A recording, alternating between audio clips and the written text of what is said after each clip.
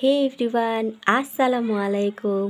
আজকে আপনাদের মাঝে আমি আমার দুপুরের মেনু নিয়ে হাজির হয়ে গেলাম। আজকে আমি আপনাদের সাথে আমার দুপুরের ছোট্ট খাবারটা শেয়ার করতে চলে আসলাম। এই যে দেখতেই পাচ্ছেন, আমার এত বড় প্লেটটাতে একটু একটু করে সবগুলো আইটেম নিয়ে রেডি হয়েছি। আর হ্যাঁ, অবশ্যই ভিডিওটা আপনারা শেষ পর্যন্ত দেখবেন। সো দেখুন, আমি এখানে প্রথমে নিয়েছি পোলাও। এখন যেহেতু সবাই পোলাওটাই পছন্দ করে, আগে পোলাও খাওয়া হতো বাট এখন সবাই পোলাওই খায়।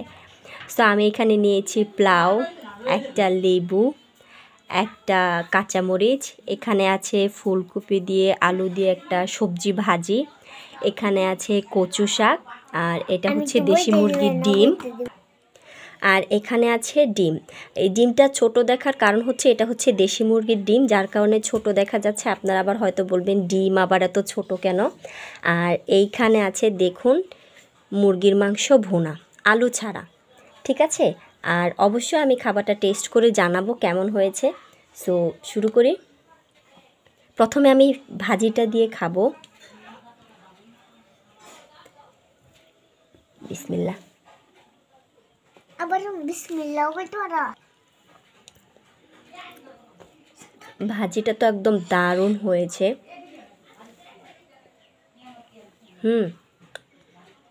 এবার একটু কচু শাকটা দিয়ে ট্রাই করি। আপনারা হয়তো বলতে পারেন যে পোলাওয়ের সাথে কচু কেন? অবশ্যই একটু খেয়ে দেখবেন, অনেক ভালো লাগে। একটু লেবু নিয়ে নেই।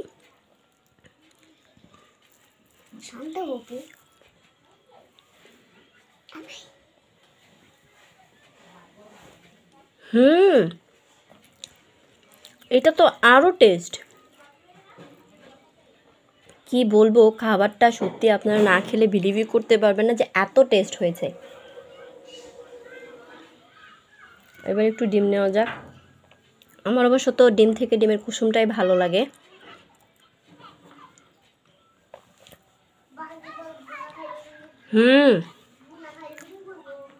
ডিমটাও অনেক ভালো হয়েছে।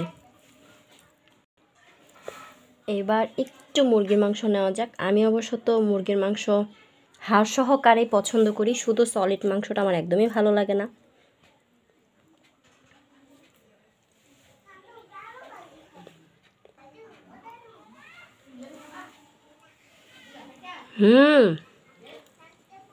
মাশাল্লাহ মাশাল্লাহ, প্রত্যেকটা খাবার এত টেস্ট হয়েছে।